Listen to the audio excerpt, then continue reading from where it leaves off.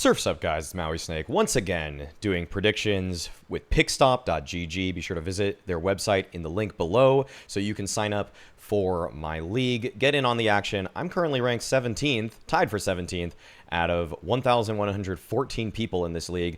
So even though you may have missed the groups, it's a great time to just go through a single elimination bracket with ESL Pro League and all the action that is unfolding there, which you can watch, by the way, on my Twitch channel, twitch.tv/Mauisnake, as I have been co-streaming the entirety of ESL Pro League. We've got 6 more days left of this tournament, so get in on the action, and why not make it a little bit more interesting with Pickstop? Okay, let's get into it. I'm going to go through my bracket here and how I see this tournament unfolding. This is going to get really difficult at the end, but I would say that some of the early round matchups I'm pretty confident in. First off, Fnatic versus Monty. Probably the hardest to decide of these opening round matchups, but I will be going with Fnatic. I'm actually going to be going with a 2-0 victory. I will say that in some ways, to me, Monty barely squeaked through ESL Pro League. And for Fnatic, to me, the big shocker has been Afro. I've been really liking what I have been getting out of Afro. He seems like an opper that works better with Dexter's style, where before, when Dexter would use guys like Torji or Acor for that Maus lineup before, you would see that they wouldn't have the most comfort. They feel like they needed a little bit more in terms of direction, which Shuhei brought. So the 1-to-1 probably wasn't working in Dexter's favor with those kind of operas. But Afro seems to be a guy that is good at taking his own initiative and finding out what it is in the mid-round where he wants to go next, and Dexter doesn't have to micro him as much.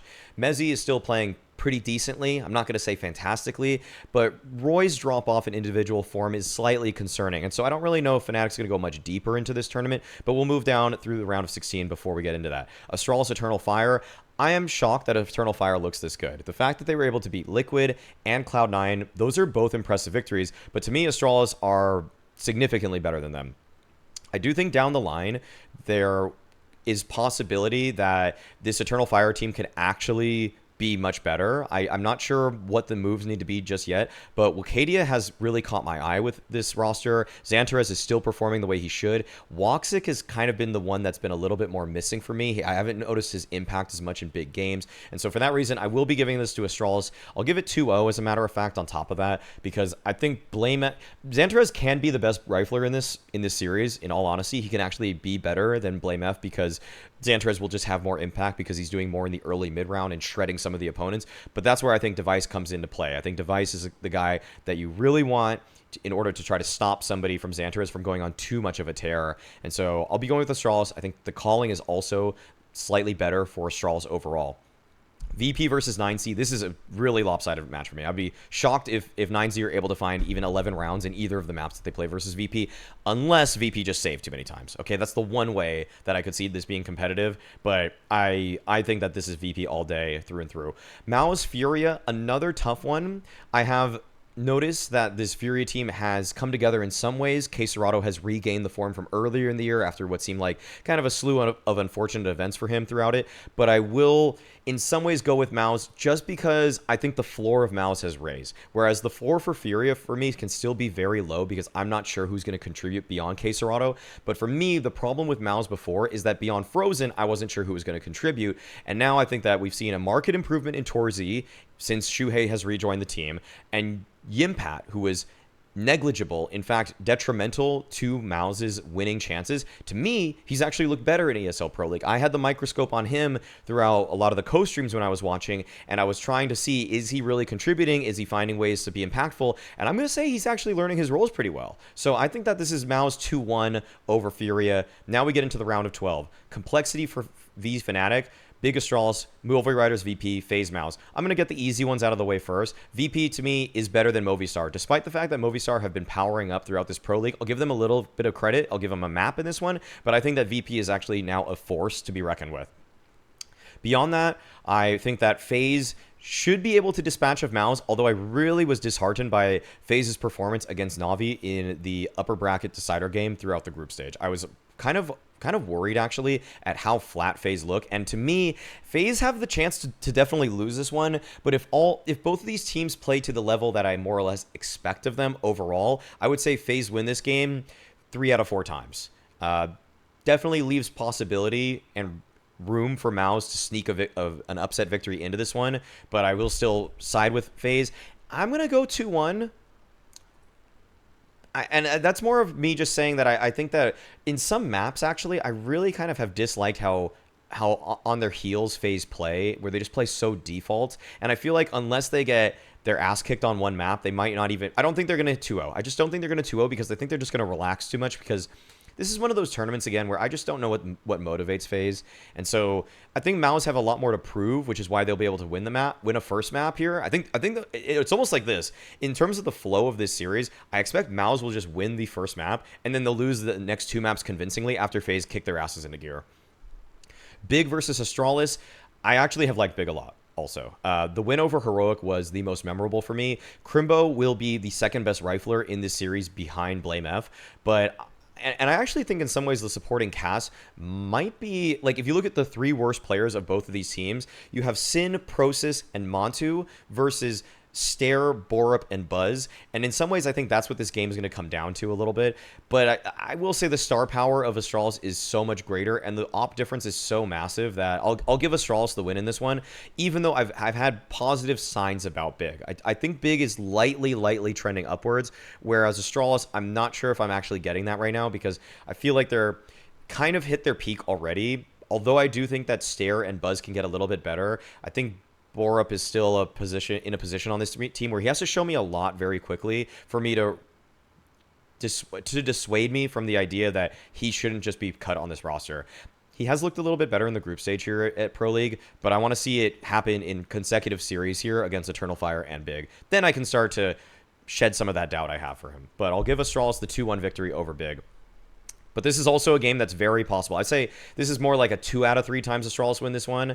And for Complexity Fnatic, to me, this is a bit of a coin flip. Complexity have been a real shocker out of Group D for ESL Pro League, and I'm thinking right now that Complexity is going to win this. Floppy is in incredible form. Halzerk is playing well. Elige is actually being a contributing member, and for Grim, he's not quite as high in terms of statistical output as he was in some other parts of this year, but he's definitely fulfilling his duty on this team. And I will say that I think actually the calling for Complexity might be better than Fnatic in some of these games. So I'm going to give Complexity the win this 2-1 over Fnatic.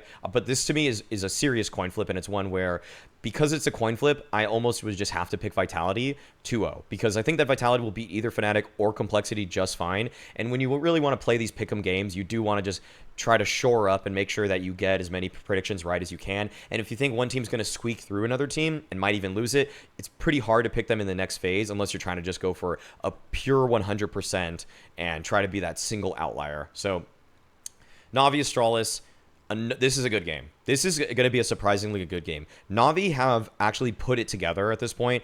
I have been impressed with what they were able to do. They handily beat FaZe in their own group, and they kind of got off without a hitch so far in ESL Pro League, and Bit is looking like a monster. Bit is finding that form again, that impact, and I think that in some ways it has to do with the fact that perhaps Alexi B is just telling him more of what to do. I think that's probably helping him out in some sense.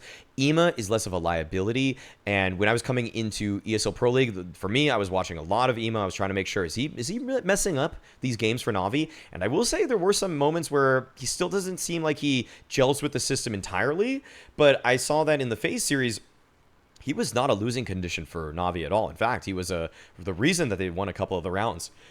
And so against a team like Astralis, I actually think that Na'Vi should win this one. This is going to be a really close one for me, though. I'll go 2-1. And I think that this is a great test for Na'Vi, because this is a game where Astralis have actually proven to be a solid team already. But I think that Na'Vi are trending upwards quite quickly, as opposed to Astralis, to me, who have more or less stagnated. Now, coming up with ENCE VP, this is where VP do their worst work. This is where they upset a team that actually has a real chance to win the entire event.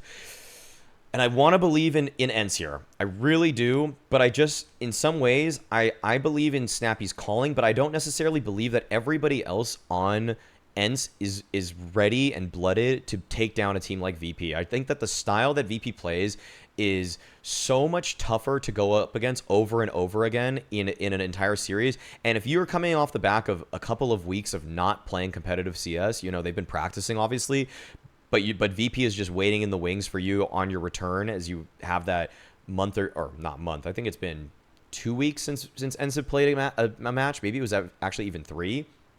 This is not. This is gonna be a very rude wake up call, and this is why I'm actually gonna have VP take this one. I do think this is gonna be a bit of an upset victory. I really, it's one of those things where until you're a 5-man lineup that plays VP once or twice, you don't know what you're in for. You can watch all the demos and everything, but facing that in person is so much different. And this is a 2-1 victory for me for VP. I think this is a very close one. But in fact, I think this might be the closest one because I think if I actually were a bookmaker, I would put ENCE as the favorites, but this is one of those games where just matchup dependent in a weird way, and because of the external circumstances, I'm gonna take VP on this. G2 FaZe, G2's form is still good. G2 is still a good team, and FaZe to me I don't even know if they're necessarily gonna beat Maus. I really don't, and I just don't. I hate the form that FaZe is in right now, so I'm going to take this. This to me is actually a weirdly convincing one where FaZe do a good job of playing up to their opponents a lot of the time, so they can't. There's a chance they beat G2, but this to me is like 7 out of 8 times G2 win this one. I'd be pretty shocked if FaZe get it together for this game because I just don't know narrative-wise why they would even care about this tournament. Like, this FaZe team to me is just, it's such an enigma now because we know that they have the capability to win tournaments, but it's been a long ways since we've seen anything that has resembled that. Vitality, Navi. Vitality are simply the best team in the world right now. Sure, Navi are on the come up, but Vitality are already there. So I will be picking Vitality convincingly. VP G2. This is actually a pretty interesting one because G2 have obviously played against VP before. They played them in their group, and G2 won that 2-1. And so I get to kind of rid myself of that doubt that G2 might actually drop this series against VP because they've already played them a couple times. They played them at Gamers 8. They were able to beat them 2-1. They were able to beat them 2-1 at ESO Pro League. And I'll say that I think the same thing's going to happen here again. I think that it's going to be a 2-1 victory. It'll be a close victory for G2. But Grand Finals, we got Vitality, we got G2. This could go either way for me. This really could go either way. The last time these two teams faced off, I think it was Vitality getting the better of G2 at Gamers 8. But at Cologne, actually, in some ways on a kind of bigger stage in terms of the caliber of the tournament, G2 actually were able to beat Vitality. So I think this is just going to be a ping pong back and forth between these two teams. Yet, like, Vitality beat them the last time, G2 beat them before that, and I think once again G2 is going to get the better of them. I'm going to have G2 actually as the champions of this event. I think this is actually going to be a great send-off for what might potentially be the last big CSGO tournament ever. I don't know yet if Sydney is going to actually be on CS2 or not. I hope it is for the sake of entertainment, but this might send Counter-Strike to 2. Might send Counter-Strike to 2, and G2 might be the ones that do it. This is a tough prediction. This is all down to gut feeling at the end of the day. And I'm going to submit this one. It's tough. It's tough to really believe in this one. Wow, I'm at top 3%, by the way. Ownage. And you'll see right here that if you get the Grand Finals pick, you'll get plus 16 points. If you get all these earlier ones correctly, there's a few points to be had. But at the end of the day, it's really about picking the champion here, and I would say that G2 have a great chance to make it to the Grand Finals. They're going to probably win a lot of these earlier games, and so in terms of just kind of like pick-stop logic here, I think G2 is a great pick for this one. You could go with Vitality going the whole distance as well, but to me, I just think G2 are in that form that even though they had even a very slow start against Complexity in that decider game, or that game to secure the quarterfinals outright, I think that G2 are the masters of the meta on Inferno. I think that's going to come up into the series, even though Vitality have beaten them before on it. And I think that in terms of individual form, G2 are a little bit warmer just because they just got off of a week of playing. And so they're still in that competitive mindset, which could give them a very, very slight edge in this. But I also think it would just be cool if G2 are able to take the last tournament of CSGO, sending us into CS2. But yeah, be sure to sign up on Pickstop. Be sure to sign up on my league so I can more or less track how well it is that I'm converting people from these videos into bringing them into the website. But as always, guys, being toxic is a choice.